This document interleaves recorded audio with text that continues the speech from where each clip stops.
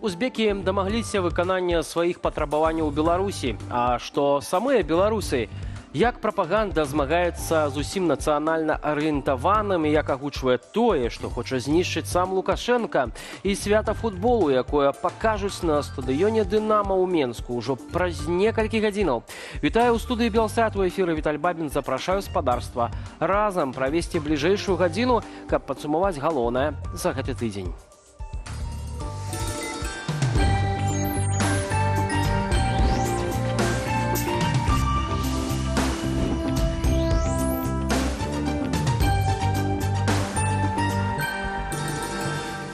$700 заробку, бясплатнае пражыванне і харчаванне. Такія ўмовы выбілі працоўныя з Узбекістану ў Беларусі.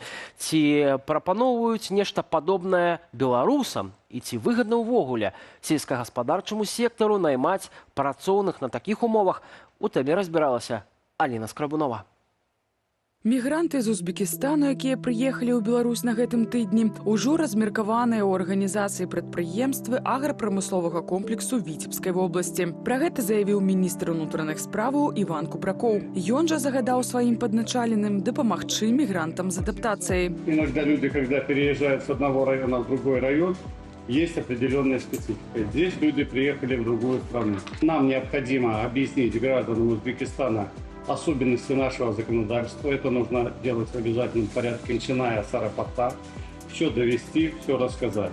Жаданне надаць мігрантам больш увагі ў Міністэрства ўнутраных справаў з'явілася пасля публікацыі відэа, у якім узбекістанцы просяць вярнуць іх назад дадому. Калі тут заробак $500, то 200 з іх пойдзе на харчаванне, яшчэ блізу сотні на мыла, парашок і іншыя побытавыя выдаткі, і застанецца ўсяго $200.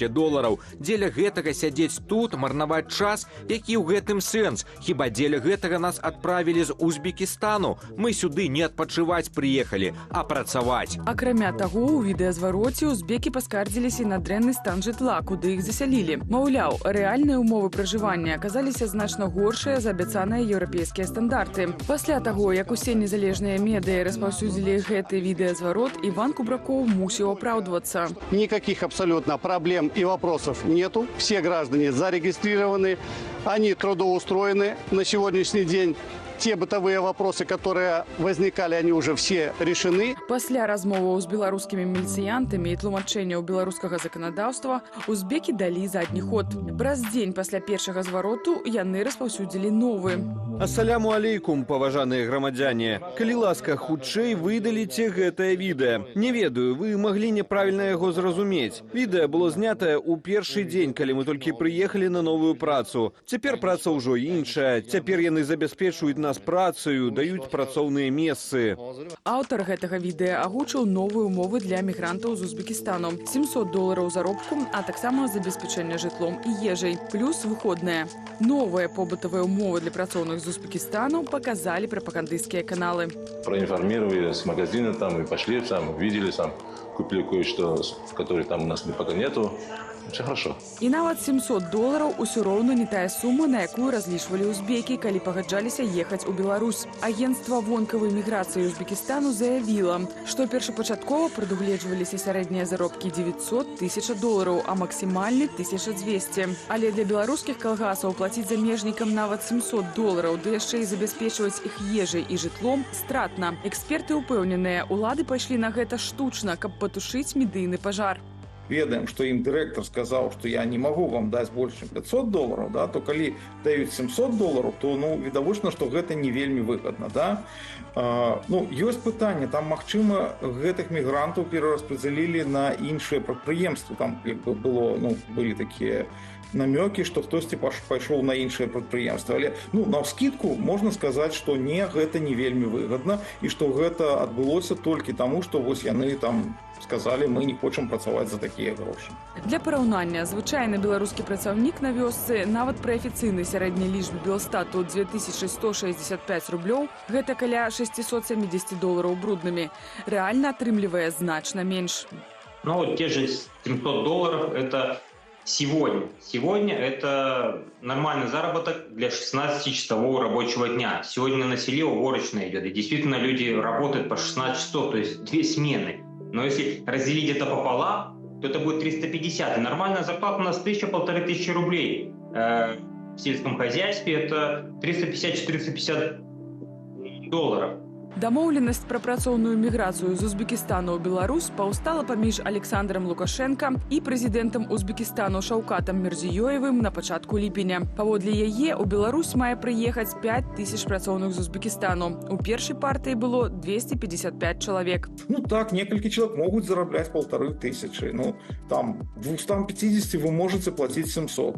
А вам потрібно не 250, вам потрібно нават не 5000, вам потрібно десятки тысяч на сапраўду. Згодна з лічбамі Дзяржаўнай службы занятасці, беларускай эканоміцы проста цяпер патрэбныя 132 тысячы працаўнікоў. А канкрэтна сектару сельскай гаспадаркі, куды найперш прыцягваюць мігрантаў з Узбекістану, 5600 чалавек. Закрыць кадравы недахоп Лукашенко спрабуе ўжо не ўпершыню. Летась ён запрасіў Беларусь 150 тысяч пакістанцаў. Насуперак ягоным чаканням, сёлета да нас прыехалі толькі 202 пакістанца. Затое з Туркменістану прыбылі 13,5 тысяч працоўных мігрантаў, а з Узбекістану крыху больш за 2,5 тысячы. Аліна Скрабунова, Белсат. У нашай студыі з'явіўся палітолог Павел Усаў. Добрый вечар, Павел, дзякуй, што далучыліся да нас. Но бачым, што лукашэнкаўцы хацелі зрабіць такую паказуху з гэтымі узбекскімі працаўнікамі. Абярнулася ўсё крыху такім невялічкім скандалам. Узбекскія працаўнікі пачалі дамагацца сваіх правоў, пачалі скардзіцца. І тут, напэўна, гэта крышачку было для лукашэнкаўцаў нечаканым, як лічыце? Безумоўна, гэта было нечакана, і тое, як хутка і аператыўна адрэагавалі на гэта чыноўнікі, паказвае, што па іміджу і самога Лукашенка, і па іміджу, і, скажам так, ідэалагічнай базы вось гэтай палітыкі прыцягнення мігрантаў быў нанесены даволі моцны удар, нягледзячы на тое, што там нібы на наступны дзень быў выступ тых жа узбекаў, якія сказалі, што ўсё добра, но тым не менш у сённяшнія часы гэта ўжо поток інфармацыйны спыніць немагчыма, і, канешне, для, думаю, саміх лукашэнкаўцаў гэта быў шок, бо судзячы па тым, куды іх засялілі, як з імі абыходзіліся пасля фармальнага спаткання да гэтых працоўных мігрантаў, ну, адносіліся як да быдла. Вось вы прыехалі, вось вас запёрлі куды у хлеў амаль, там, дзе умовы пражывання толькі, не ведаю, на якім узроўні трэба адносіцца да людзей, каб засяляць іх, ну і вось вы і працуеце. І ніхто не чакаў, асабліва ва ўмовах сённяшніх беларускіх, у Беларусі рэпрэсій, што гэтыя людзі адрэагуюць менавіта так. Ну, яны не напалоханыя, што яны запішуць відэо, распаўсюдзяць гэта. Думаюць, што узбекі выраслі пры такой жорсткай карымаўскай дыктатуры. Яны такія, дысцыплінаваныя і не будуць скардзіцца на нешта. Магчыма, на гэта быў таксама разлік? Ну, цяжка сказаць, бо сапраўды Узбекістан у пэўныя часы быў даволі закрытай краінай, але пасля прыходу да ўлады Мірзіёева наступіла пэўная адліга. Так, людзі з выкарыстаннем знову новых тэхналогій спрабуюць нейкім чынам сацыяльныя, эканамічныя правы абараніць. Так, быў час, калі і дзяцей, і жанчын заганялі на гэтыя хлопкавыя палі, так, бавоўну збіраць абсалютна задарма, бесплатна. Так, былі гэтыя так званыя працоўныя дні, цяжкая праца, і думаю, што вось такі міф склаўся, што гэта, па сутнасці, нявольнікі, якія будуць пад жорсткай батам працаваць, но апынулася, што, канешне, рэакцыя была зусім іншая, і, магчыма, чаканне, асабліва калі чаканне завышанае у людзей, і яны атрымоўваюць значна ніжэй у пытаннях заробкаў, бо па тых здымках, што публікаваліся, відэо, там некаторыя прыехалі з сем'ямі, так, з дзецьмі, а іх паселілі ў гэты невядома якія там умовы, ведаючы ў раёнах, як выглядаюць гэтыя дамы агульныя, то, канешне, там можа і вады не быць, і агульныя прыбіральні, і агульныя... Я памятаю, як у першыя гады вайны на Донбасе украінцы, якія прыязджалі жыць у Беларусь, і іх таксама уладкоўвалі у калхозы, у саўхозы, так званыя, яны таксама былі ў шоку ад тых умоваў, якія ім прапаноўвалі першапачаткова. Разам з тым, спадар Павел, памятаем, наколькі моцна негатыўная была рэакцыя ў самых беларусаў, калі Лукашенко паклікаў да нас працаваць пакістанцаў, якія, так, дарэчы, у вялікай колькасці не даехалі. Да узбекаў няма вось такога стаўлення, бо, напэўна, таму што жылі мы ўсе ў агульнай дзяржаве, у СССР. Узбекскія працаўнікі досыць такія дысцыплінаваныя, ведаюць так ці інакш расійскую мову. І тут ці ёсць нейкае адчуванне таго, што лукашэнкаўцы і ўвогуле Лукашенко паставіў стаўку вось на гэткіх узбекскіх працаўнікоў, і ці будзе з гэтага сапраўдны добры эфект? Тут такія два аспекты, што тычыцца пакістанскіх працаўнікоў. Безумоўна, гэта ўзбудзіла не тое, што крытычную, а негатыўную хвалю. Гэта адбывалася якраз такі ў перыяд даволі сур'ёзных праблем міграцыйных у Еўропе. І злачынствы, і забойствы, і ў Злучаных Штатах Амерыкі, у Великабрытаніі ўсцяж гэтая праблема менавіта мігрантаў з паўднёва-ўсходняй Азіі, гэта Пакістан, Бангладеш, Індыя.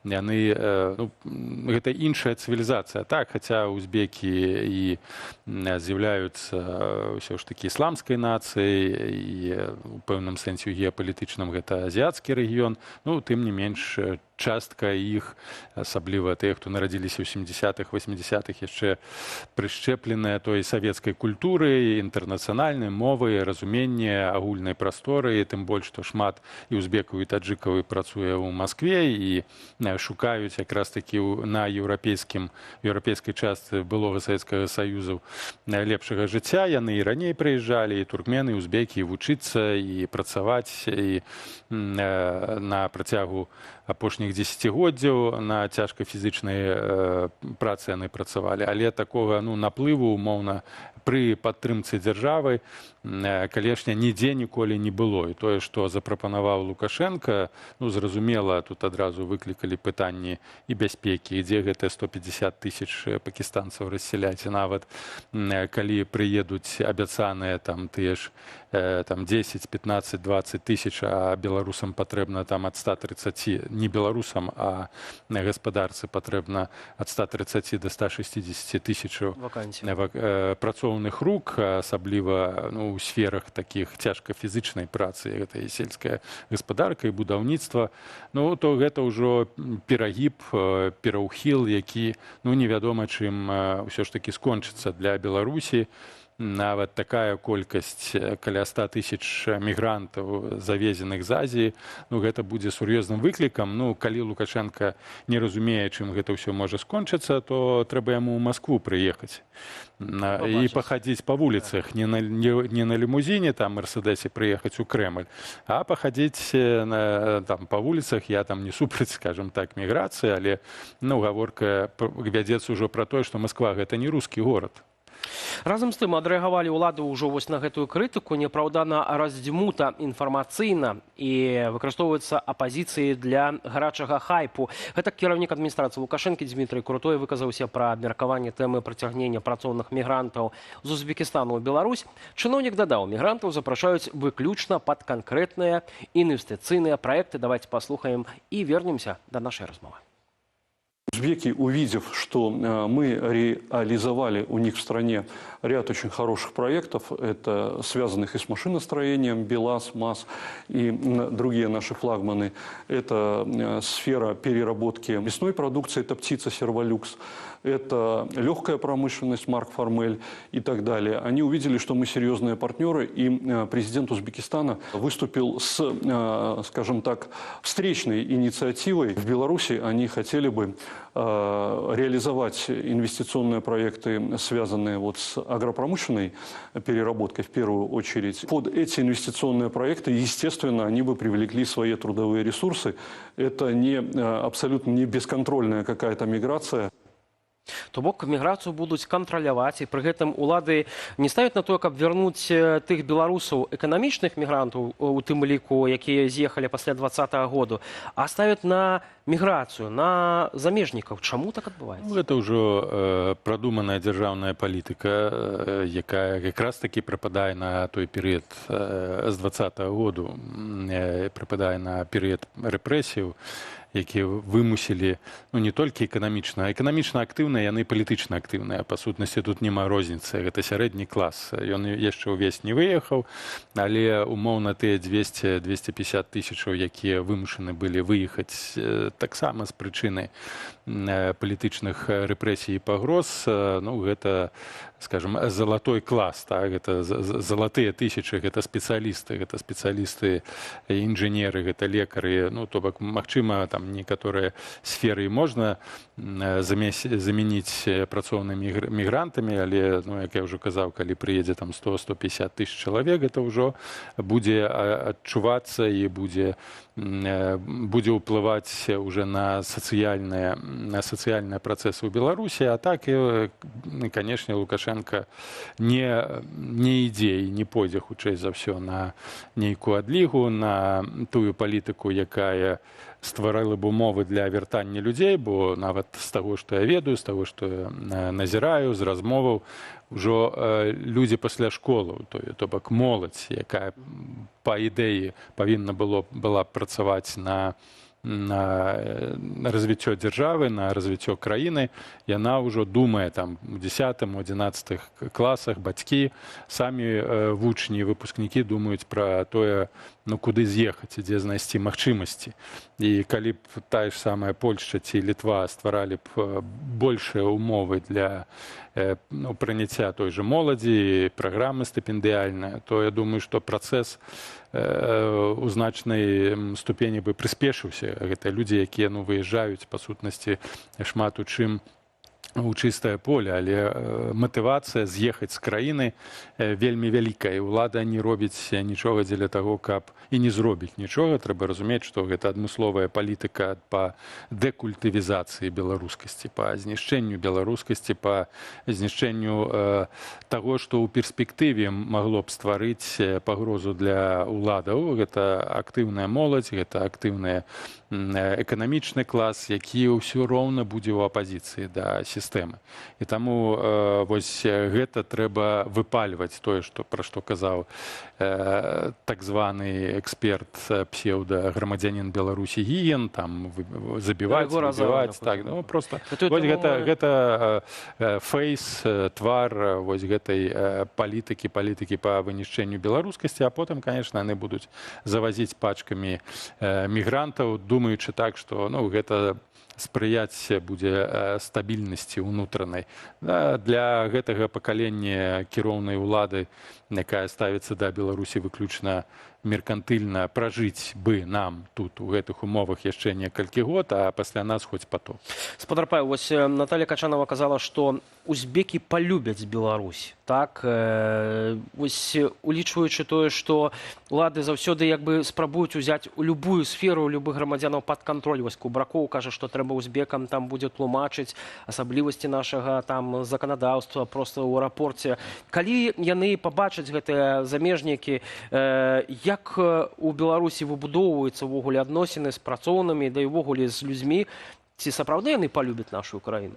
Ну, гэта ўсё ж пафасныя словы. Можна прыгадаць такіх две вельмі важныя падзеі ў пытаннях так званай легальнай і нелегальнай міграцыі яшчэ ў 2017-2018 годзе. Пры пачатку там будавання гэтага вялікага камню завезлі кітайцаў. Ім таксама не выплачвалі нейкіх прадпрыемстваў, не выплачвалі заробкі, яны пайшлі на Менск. Так, яны пайшлі на Менск. То бок это, ну, зусім яны ўспрымаюць гэтую краіну не з пункту гледжання сістэмы і рэжыму, а з пункту гледжання ўласных інтарэсаў, разумеючы, што за імі там свая дзяржава, і яна іх, ну, крыўдзіць не дасць. Потым можна прыгадаць так званы завоз мігрантаў у 21-22 годзе, нелегальных, штурм на польскую мяжу. потым чым гэта скончылася? Тым, што даволі моцныя былі рэакцыі таго ж Ірака, так, нават фрахтавалі самалёты, каб вывесці гэтых сваіх грамадзянаў. Даволі моцная рэакцыя сусветнай супольнасці. Так, гэта было звязанае з непасрэдна з канфліктам з еўразвязам, але як яны басцяліся па Менску, па парках, у пад'ездах, гэта ўсё прывяло да адваротнага эфекту. І уладам прыйшлося проста вырашаць гэтую праблему, і гэтыя 10-15 тысяч вывозіць кудысьці. І з гэтым тое ж самае будзе, улічваючы тое, што ўсё ж такі утрымліваць, ну, скажем так, гэта залатая міграцыя. Это тое, што, ну, добра, там 200 там, до 1000 чалавек можна падтрымліваць на ўзроўні, там, выплачваць ім да 700, 700, там, 1000 даляраў, так, але сама па сабе сельская гаспадарка, і яна не прыносіць хуткага прыбытку. У гэта трэба інвеставаць. Адкуль будуць грошы? Грошы будуць забіраць у беларусаў, якіх лягчэй пасадзіць, якіх лягчэй проста прымусіць працаваць, ну і проста, калі што, выкінуць з краіны. І, ну, знову з размоваў з людзьмі, якія знаходзяцца ў Беларусі, гэта не першы прыклад, калі мігрантам, так званым, так, працаўнікам закрываюць рот, падвышаючы заробак. Ну, ёсць пэўныя тэндэнцыі на розных прадпрыемствах, якія паказваюць, што ў сярэднім беларусы адмыслова зарабляюць менш, чым тыя запрошаныя мігранты. І гэтая сацыяльная несправядлівасць, яна будзе спараджаць канфлікты на бытавым узроўні. Ну, а потым гэта, канешне, перарасце ў незадаволенасць. Але з таго, што мы бачым, па дзеяннях уладаў, па гэтых выказваннях, ім напліваць на тое, што думаюць беларусы. Сапраўды так ёсць. Спадар Павел, вялікі дзякуй за гэтую размову. Павел Усаў, палітолог, быў у нашай студыі. У Беларусі паскараецца зачыстка ўсяго, што нагадвае пра нацыянальную ідэнтычнасць. У ліпені адразу 3 вядомыя беларускія брэнды адзення і этнатавараў вясцілі пра закрыццё. Упершыню за 17 гадоў улады адмянілі фестываль «Наш Грунвальд», прысвечаны перамозе ВКЛ у адной з найважнейшых бітваў беларускай гісторыі. А ў дукорскім маёнтку пад Менскам забаранілі святкаванне купалля. Хто і навошта вядзе барацьбу з беларускай культурай, разбіралася Юлія Цяльпук.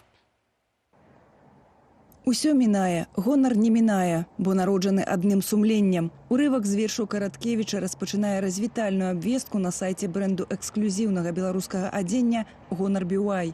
Бренд «Гонар» спыняе сваю працу 20 ліпеня 2026 года. Цягам 10 дзён пасля гэтай публікацыі распрадалі амаль усю наяўную вопратку і аксесуары. Праз Інстаграм пра закрыццё абвесціла таксама крама LSTR адзення. Славутая крэатыўныя прынтамі і вышыўкаю пра Беларусь, гарады нашай краіны, нашыя сімвалы і фальклор.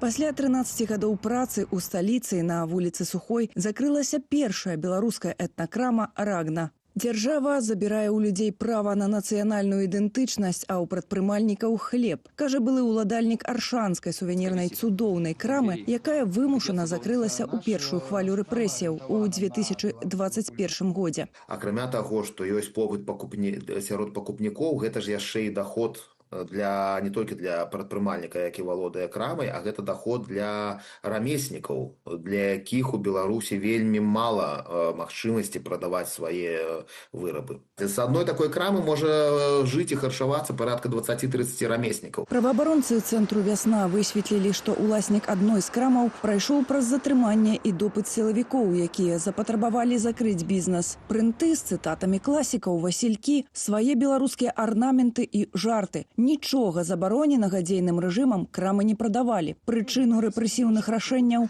назвалі прапагандысты. Вот возьми маечку, вот она как бы и ничего не значит. А вы думаете, что мы дебилы? Тое, што грамадства наша беларускае свядомае, мы памылкова рэагуем на все гэты выпады. Папросту гэта тое, што яны робяць, гэта мае шырокі рэзананс, напрыклад, так? А тое, што робім мы, так як у нас магчымасці абмежаваны, мы не заўважаем заўсёды, як гэта бывае. І хочу сказаць, што в гэтай гульне вось зараз умоўна Азарёнак, Гігін і наша беларускае грамадства, наш крок был першы ў гэтым дадзены момант. Юрай Смелішкевіч, намеснік, выконуючы абавязкі старшыні партыі БНФ, заініцыяваў петыцыю з мэты усталёўкі бел-чырвонага-белага сцяга на Грюнвальдскім полі. Гэта было больш за месяц таму зроблена. Гэта першы крок наш был зроблены. Вось закрыццё зараз гэтых крамаў, адмена фестываля, гэта адказ улады рэпрэсіўны на нашы дзеянні. І вось гэта вельмі важна, каб грамадства зразумела. Разумееце? Так, зрэшты, хацеў бы сказаць вось пра ўсталяванне бел-чырвона-белага сцягу на Грюнвальдскім полі. На жаль, вось кіраўніцтва музею адказала, што пакуль гэта немагчыма зрабіць з умоў на асобны такі ахоўны статус. Давайте паслухаем, як адрэагаваў на гэта Павел Латушка, і пазней вернемся да нашай размовы. Жаль, так хутка вырашыць гэтае пытанне не атрымалася, але я думаю, што мы зараз павінны яшчэ раз звярнуцца ўжо ў адрес ваеводскага кансерватара. Калі будзе такая магчымасць, я гатовы з ім сустрэцца, каб абгрунтаваць неабходнасць рэалізацыі гэтай ініцыятывы беларускага грамадства. Я думаю, што і нашы гісторыкі могуць тут сумесна дапамагчы ў дадатковым абгрунтаванні. Спадзяюся, што гэта не выкліча нейкага негатыўнага ці адмоўнага стаўлення ваеводскага кансерватара. Я узгадываю, што калі яшчэ працаваў паслом Беларусі ў Польшы, да 600-годдзя бітвы пан Грудвальд падпісваў разам з віцэ-прэм'ерам Польшы Анджэем Леперам дэкларацыю аб тым, што гэта з'яўляецца нашай сумеснай гісторыка-культурнай спадчынай Грунвальдская бітва. А яшчэ ў 2010 годзе ўжо як міністр культуры выдаткоўваў сродкі для нашых рэканструктараў, якія выязджалі ў падляшскае воеводства, дзе адбывалася рэканструкцыя збора харугваў Вялікага княства Літоўскага, якія пазней накіроўваліся на Грунвальдскае поле. Ну, зразумела, што ўлады баяцца харугваў, там распачалі кучу розных крымінальных справаў, а што рыцарскія клубы, чым яны перашкаджаюць, вось, на ваш погляд? Ну, так з гэтага ўсё і пачынаецца. Напрыклад, у суседняй Літве у іх шлях да іх незалежнасці ў часы Савецкага Саюза пачаўся з таго, што быў адрэстаўраваны Тракайскі замак. Гэта таксама парадокс. На грошы камуністаў літоўцы адбудавалі Тракайскі замак. І цудоўна гэта зрабілі. Пачалі так, ездзяць людзі на экскурсіі, рыцарскія рухі, рэканструкцыя. І вось з'явілася пакаленне, якое чула сваю гісторыю, і яны здабылі гэту незалежнасць. У нас працэсы ідуць такім самым чынам. Толькі адзінае, што так як наша гістарыяграфія спазнілася з-за таго, што незалежнасць мы атрымалі значна пазней, чым суседзі, нам весь час прыходзіцца на навуковым узроўні даказваць тое, што мы існавалі ў гэтай прасторы еўрапейскай, тое, што мы маем дачыненне. І таму ў Беларусе з аднаго боку Лукашенко выбудоўваў замкі і выбудоўвае іх, рэстаўруе, выдзяляе на гэтыя грошы. Аднак ён выбудоўвае нейкую безлікую Беларусь, якая мае Вялікае княства Літоўскае, але ж умоўна без беларускай мовы. Беларускую гісторыю, але ж без нацыянальнага напаўнення. Разумееце, нейкая аднабокая такая гісторыя. Таму у Беларусі то, што тычыцца рыцарскага руху, я даўно ўжо казаў, што ён падпадзе пад рэпрэсіі, а чаму ён не мае магчымасці выказацца рыцарскі рух? Таму што вялікая колькасць рыцарскіх клубаў знаходзіцца ў дзяржаўных памяшканнях, у розных домах культуры, домаў там юного тэхніка, і папросту яны баяцца згубіць памяшканне і ўсё. Але ж мы бачым, гэты страх ні да чого не прывёл. Он прывёл да таго, што папросту адмяняецца фестываля. Ну так. Спадар Сяржук, прыйшлі вось сёння вось з кнігай Караткевіча і з яшчэ адной кнігай. Я так разумею, што калі кажам пра знішчэнне нацыянальна-беларускага, то перадусім гэта датычыць лукашэнкаўскіх уладаў, бо сам Гігін, напрыклад, прызнаўся, што это ён дамогся забароны Рамана Караткевіча пад...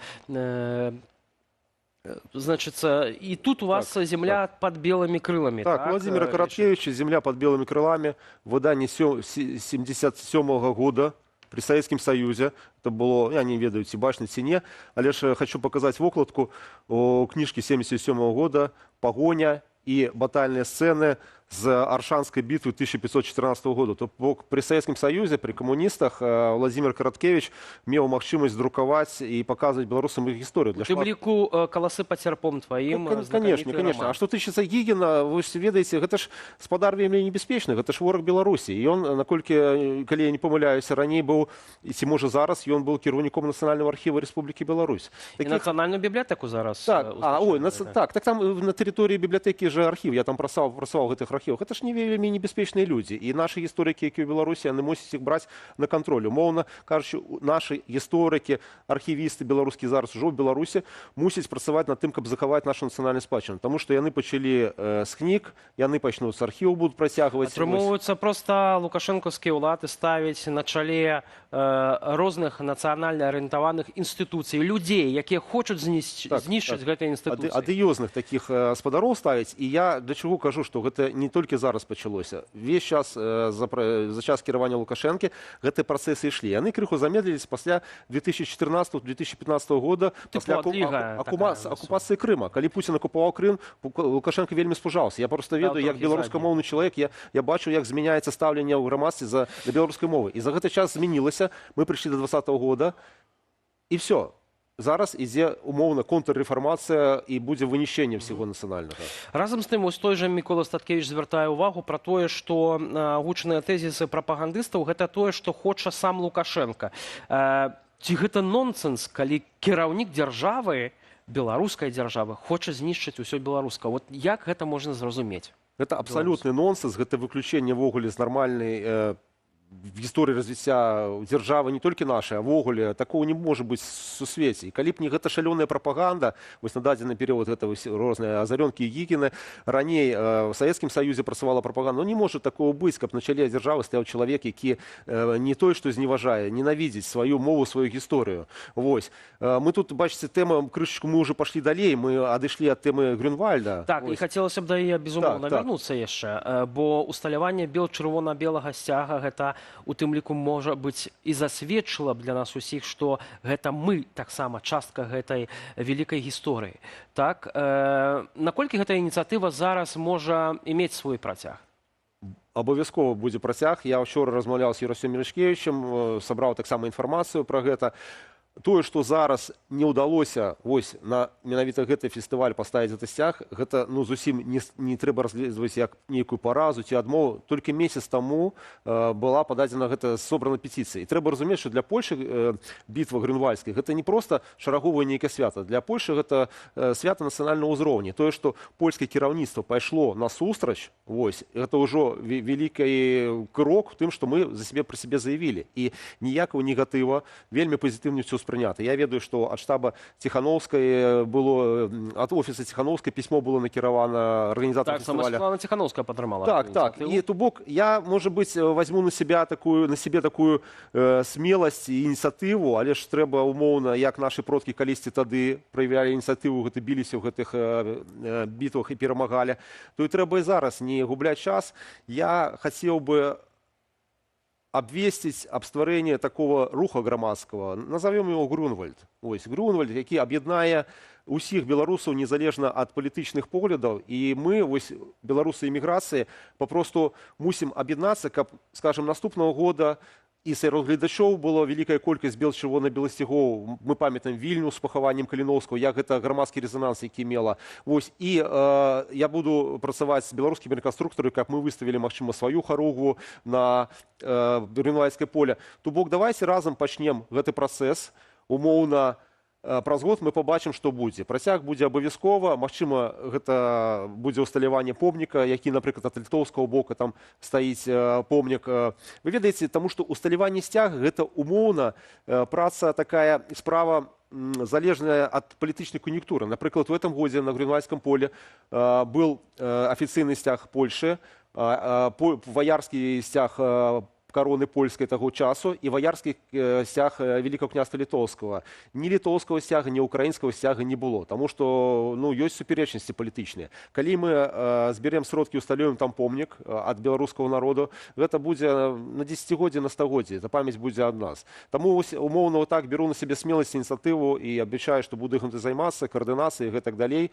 Бліжэйшым часам мы гэтым займемся абавязкова. Вельмі добра, але разам з тым, ці варта тут таксама да гэтай ініцыятывы далучаць нашых гісторыкаў, каб яны тлумачылі у тым ліку нашым суседзям, палякам і літоўцам, што ў нас ёсць агульная гісторыя. Бо ведаем, як развівалася гісторыя з ліцвінізмам у суседняй Літве, як, у прынцыпе, літоўскія гісторыкі, літоўскія палітыкі намагаліся як бы адлучыць крыху Беларусь ад агульнай нашай спадчыны Вялікага княства літоўскага. Я вучыўся ў Літве, у магістратуры ЕГУ, я жыў там, я ведаю працэсы, як адбываюцца, разумееце. Я і зараз жыву на тэрыторыі Польшы, я разумею, што тут адбываецца. Збольшага, калі ідзе такая негатыўная рэакцыя. Я магу канстатаваць, што гэта праца спецслужб. ФСБ, КГБ працуюць над тым, каб раскалоць грамадства, якія нас прымаюць, неяк ачарніць беларусаў на побытавым узроўні, калі ты з людзьмі размаўляеш, паказваеш свае веды і павагу да іх традыцый, але ж кажаш, што ў нас ёсць іншы погляд. Вось, зусім па-іншаму ідуць размовы, зусім і па-іншаму вырашаюцца пытанні. А вось такія праявы розныя, негатыўныя, гэта толькі такія кропкавыя нейкія з'явы. Агульна гісторыкі заўсёды могуць паразумецца, і тое, што, напрыклад, зараз вось гаспадар Латушка пра гэта казаў, кіраўнік самого фестываля гэтага грюнвальдскага, він вельмі пазітыўна ўспрыняў тое, што беларусы выйшлі на кантакт. То бок ад нас патрабуецца толькі праявіць ініцыятыву, а з таго боку нас прымуць. Стварэнне вось гэтага руху – это адзін з крокаў па захаванні нашага культурнага і гістарычнага коду. А што яшчэ, спадар Сержук, можам мы рабіць, вось каб супрацьстаяць гэтаму вынішчэнню, гэтай паганай метле, пра якую кажа гаспадар Гігін? Я ўжо казаў, што гэта ворагі. Вось, і ведаеце, чалавек, як сацыяльная істота, ён пабудаваны так, што заўсёды ён прымае, шукае сваіх, якой краіне в эміграцыі дзесьці не быў, што вось гэта мае. Людзі, якія добра ведаюць гісторыю, вывучаюць, яны з часам часу ў Беларусі задумаюцца, а тыя, каго нам прынята лічыць сваімі, вось, якіх мы глядзім в фільмах, калі там умоўна красныя, немцы, там, а ці гэта свае? Калі ты чытаеш, колькі людзей знішчана і пахавана ў розных курапатах па Беларусі, колькі беларусаў было забіта за то, што это проста беларусы, ты думаеш, а якая гэта ўлада, якія гэта свае? І вось гэта Гігіны, вось гэтыя азарёнкі, гэта прадстаўнікі вось менавіта нашых ворагаў, гэта спадчыннікі апрычнікаў Івана Грознага, гэта унукі НКВДшнікаў, якія беларусаў проста стрэлялі па лесах. І калі людзі самі сябе проста ў галаве вывучаюць сваю гісторыю, прыходзячы да разумення, што мы і хто мы, разумеюць, што гэта нашы ворагі, то ўсё неяк адразу становіцца на свае месцы. І умоўна Лукашенко, які з'яўляецца прэзідэнтам краіны, як ён кажа, пры гэтым ненавідзіць все беларускае, не ўмее размаўляць, ён не адукаваны чалавек, і з такой ненавісцю пра ўсё да беларускай кажа. Вось Гігін жа паўтаряў зараз яго інтанацыю, але ж і вярнаючыся да гэтага Гігіна, не трэба казаць, што толькі яны волю Лукашэнкі выконваюць. Яны мусяць памятаць, што ёсць персанальная адказнасць, і все іх словы падпадаюць пад персанальную адказнасць па крымінальнаму кодексу на дзеячаў. Вось, і гэта трэба абавязкова казаць пра гэта. І я зараз, можа, крыху ўжо думку згубіў, трэба папросту прынцыпова зразумець, што кіруюць Беларусі невялічкая колькасць узброеных людзей, якія з дапамогай тэрора запугалі вялікую колькасць свядомых людзей. І гэта ўсё ворагі. Гэта так, але галоўна захоўваць у сябе свой культурны код, я думаю, і развіваць нашу культуру, гісторыю, прапагандаваць яе усімі мажлівымі сродкамі, у тым ліку вось новай ініцыятывай, пра якую вы кажаце. Дзякуй вялікі за гэтую размову, спадарства. Нагадаю, Сержук Кідышка ў нашай студыі, сузаснавальнік паспалітага рушэння быў. Ну а цяпер пагаворым пра падзею, якой з заміраннем сэрца чакаюць сотні мільёнаў людзей па ўсім свеце, фінал чэмпіянату свету па футболе. Сёння ўначы былі разыграныя бронзавыя медалі турніру. Англія ў неверагодна яскравым матчы аказалася мацнейшая за Францыю. Галоўны ж матч чатырохгоддзя пачнецца літаральна праз некалькі гадзінаў Іспанія, Аргентына. А пакуль чакаем прамежкавыя вынікі мундыялю ў нашым кароткім сюжэце.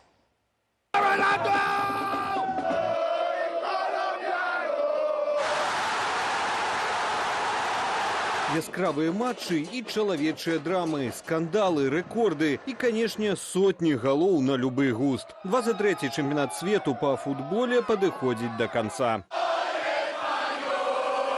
Турнір, які прэзідэнт ФІФА Джані Інфантына назваў найлепшым у гісторыі, што, праўда, тое ж футбольны чыноўнік казаў і пра папярэднія мундыялі ў Катары і Расеі, адзначыўся гучнымі футбольнымі і каляфутбольнымі абмеркаваннямі. Заўзятараў непрыемна шакавалі цэны на квіткі. Яны крытыкавалі пашыраны фармат турніру і ўвядзенне так званага перапынку на вадапой, які падзяліў матч фактычна на 4 чвэрці замест 2 таймаў. Вінавацілі ФІФА ў карупцыі і фаварытызме, а яшчэ былі ў шоку ад умяшання Дональда Трампа, каб скасаваць чырвоную картку аднаму з амерыканскіх футбалістаў. Але нягледзячы на ўсё гэта, футбол заставаўся на першым месцы. Цягам 39 дзён на палях ЗША, Канады і Мексікі адзначыліся зборныя 48 краінаў, якія ўжо правялі 103 матчы. Рэкорд за ўсю гісторыю турніру. Фінальны ж акорд мундыялю прагучыць у прыгарадзе Нью-Йорку і Стрэтерфордзе, дзе на поле 82-тысячнага MetLife Stadium у барацьбе за галоўны трафей сыдуцца нядаўнія чэмпіёны Еўропы, зборная Іспаніі і пакуль яшчэ дзейныя чэмпіёны свету каманда Аргентыны.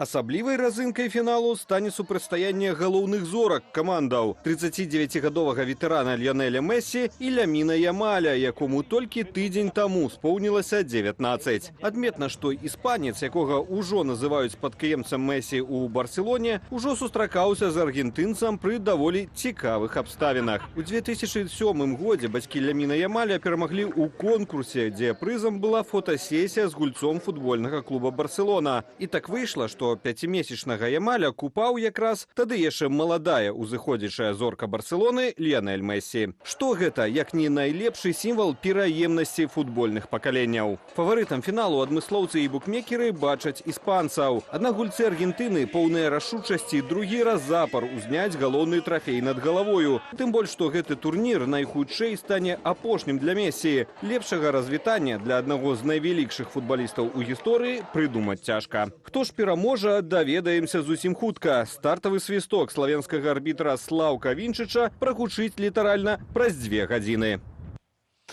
У студыі з'явіўся Антось Лагвінец, прадстаўнік футбольнага клубу «Пагоня». Добрый вечар, Антось, дзякуй, што далучыўся да нашага эфіру. Вось гэтая гісторыя з Мессі і Ямалем, магчыма, адна з самых такіх неверагодных гісторыяў. Ці мог бы пагадзіцца вось і такіх чумлівых? Ну, гэта ўвогуле нейкая, канешне, цудоўная гісторыя, што менавіта Ямаля тады ў фотасесіі купаў Мессі і што гэтыя два чалавекі сустрэнуцца адзін насупраць аднаго ў фінале чэмпіяната свету праз 20 год, праз 19, ну то вельмі такая гісторыя натхняльная, што кожны, нягледзячы якія, бо гэта, наколькі я памятаю, ЮНІСЕФ рабіў такую акцыю, каб паказаць там сем'яў, якія маюць там цяжкасці ці бежанцы, і вось што гульцы Барселоны рабілі такія здымкі, і цяпер гэтыя людзі стануць адзін насупраць аднаго ў фінале, каб высветліць, чыя зборная стане чэмпіёнам свету. Я думаю, што частка заўзятараў менавіта хочуць паглядзець гэты матч, нават калі, можа, не цікавіліся футболам менавіта праз гэтую гісторыю. Все мы чакаем фінал, а я б хацеў звярнуць увагу на матч за 3-е месца, які адбыўся гэтай ноччу. 10 забітых галоў за 100 хвілінаў, літаральна, калі разлажыць у сярэднім па аднаму голу. Кожныя 10 хвілін забівалі. І тут я ўжо не кажу пра спробы там стрэлаў, якіх яшчэ было больш. Ці былі яшчэ нейкія матчы, ці запамінальныя моманты на гэтым чэмпіянаце, якія вось для клубу «Пагоня» у тым ліку урэзаліся ў памяць?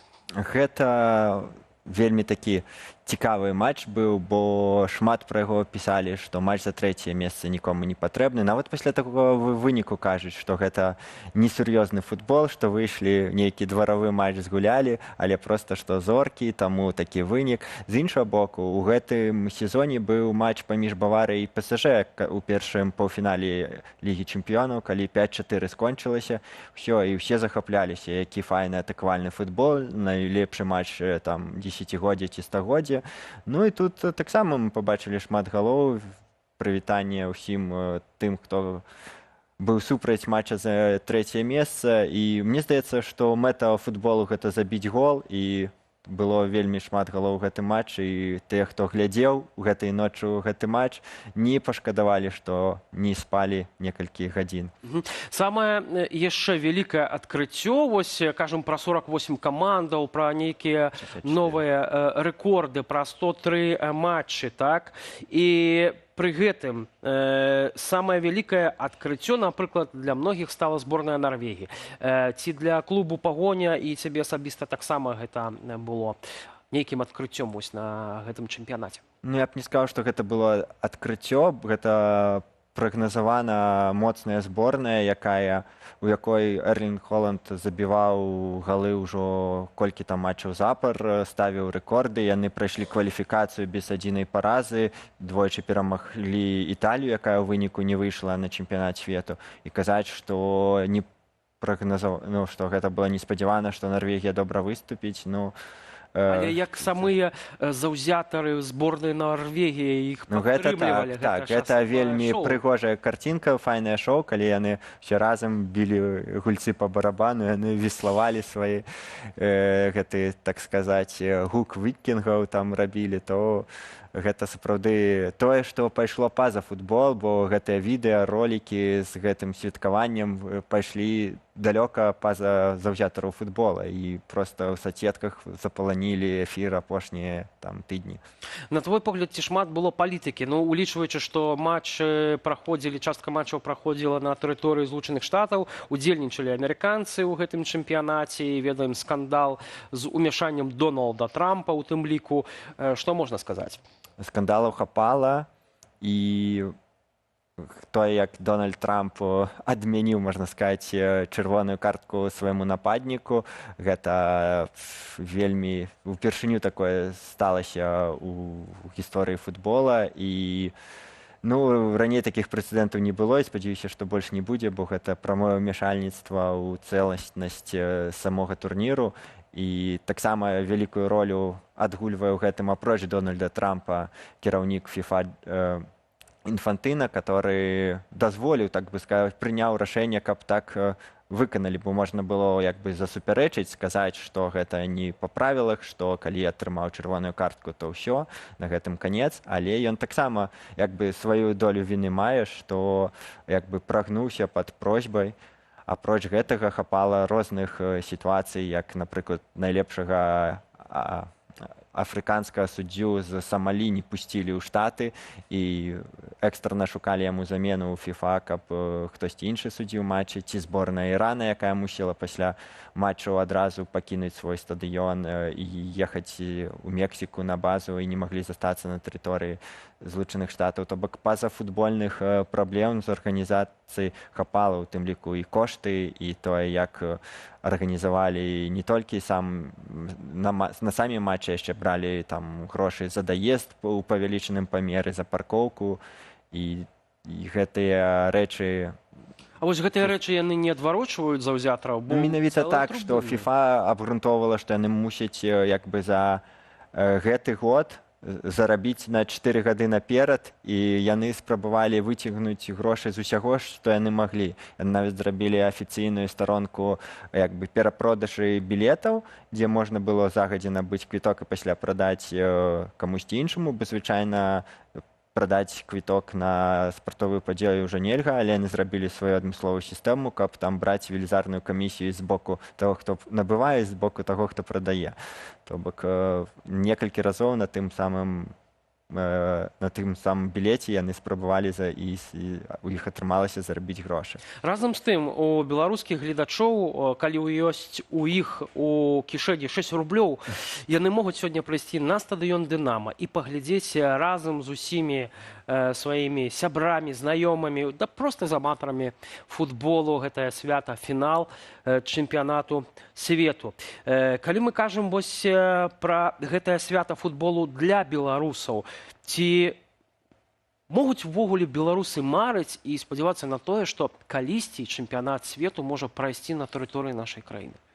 Ці гэта ўвогуле фантазіі пакуль? На цяперашні момант, улічваючы тое, што адбываецца ў нас за межамі, улічваючы вайну, гэта немагчыма, але агулам, так скажем, у таварыстве з суседзямі у мірнай час, калі Беларусь стане паўнавартасным членам еўрапейскай сям'і народаў, то можна падумаць над такім фарматам. Я думаю, што гэта таксама былі б вялікія інвестыцыі, якія патрэбныя ў нашай краіну, каб прыцягнуць да сябе ўвагу і зрабіць такое футбольнае свята. Было б файна, калі б у пасляваеннай Украіне, скажам, адбудаваць тыя стадыёны, якія знішчыла Расія на Донбас-арэне, у Польшчы, таксама, як яны ў 12-м годзе разам з Украінай ўжо праводзілі еўра, то чаму б і не правесці вось в такім фармаце калі-небудзь у будучыні і чэмпіянат свету.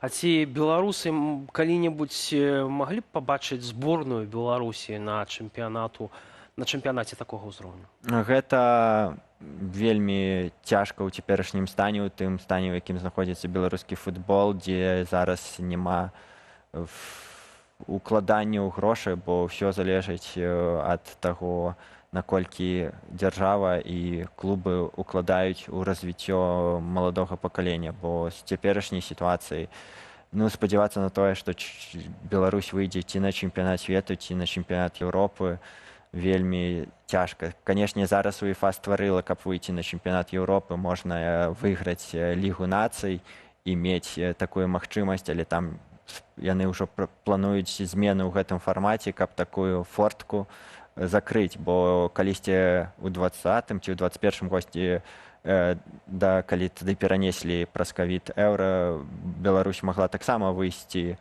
праз Лігу нацый на еўра, але тады прайгралі свой матч, і такі скарочаны шлях не дапамог беларускай зборнай трапіць на топ-турнір. Антось, напэўна, напрыканцы размовы хацеў бы запытацца, прагнозы гэта такая неблагародная справа, можна сказаць. І тым не менш, які фінал чэмпіянату свету 2026 мы побачым сёння? Мы побачым фінал, у которым гуляюць насамрэч дзве наймацнейшыя каманды на дадзены момант. Гэта бачна па рэйтынгу FIFA, што гуляе першая каманда рэйтынгу Гішпанія з другой, Аргенцінай, і ёсць каманда, якая мае вельмі выразную структуру, дзе кожны ведае, што рабіць, якая за ўвесь чэмпіянат прапусціла 1 гол, гэта Гішпанія.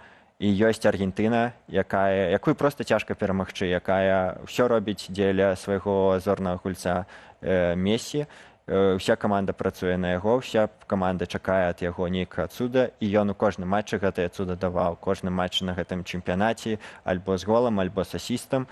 І Аргентына, нягледзячы на ўсе тыя цяжкасці, якія яна мела па дарозе, яна дайшла да фіналу, і ў адным матчы можа адбыцца ўсё, што заўгодна. Будзем спадзявацца, што будзе таксама шмат галоў, як у матчы за 3-е месца, і мы пабачым сапраўды файнае шоу. Заўзеем разам і глядзім разам гэта сапраўднае свята футболу. Табе вялікі дзякуй, спадарства. Антось Лагвінец, прадстаўнік футбольнага клубу «Пагоня» быў у нашай студыі. Дзякуй. І яшчэ пра адну падзею, гэтым разам культурна-ідэалагічную. У Віцебску сёння завяршаецца славянскі базар, фестываль, які раней граў значную ролю у культурніцкім жыцці рэгіёну, ўсё больш ператвараецца ў прапагандысцкую імпрэзу. З другараднай расійскай поп-музыкай і артыстамі-зэтнікамі, якія ездзяць па беларускай культурнай сталіцы на браневіках лукашэнкаўскага мапу.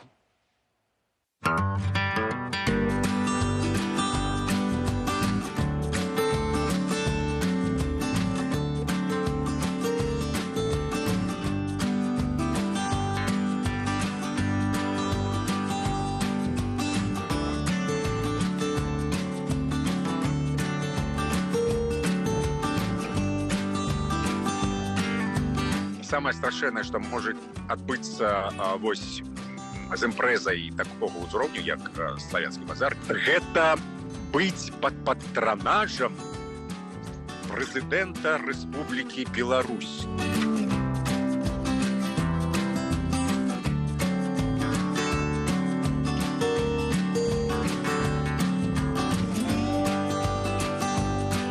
Кожны раз я назіраю, як выстрайваюцца чэргі людзей у касцюмах, з пінетаў, у гальштуках, каб аб'ясніць рэжысёрам, прадусерам, харэографам, як правільна гэта рабіць, а як неправільна. Яны нічога не разумеюць.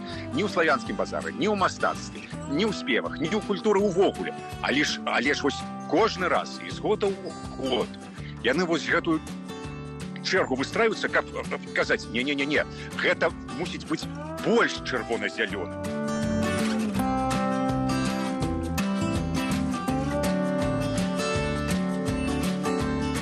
Што магло стаць насамрэч падзеяй, калі не сусветнага маштабу, але еўрапейскага маштабу, зараз такое лакальна-местячковае штосьці унутры нават не беларуская падзея.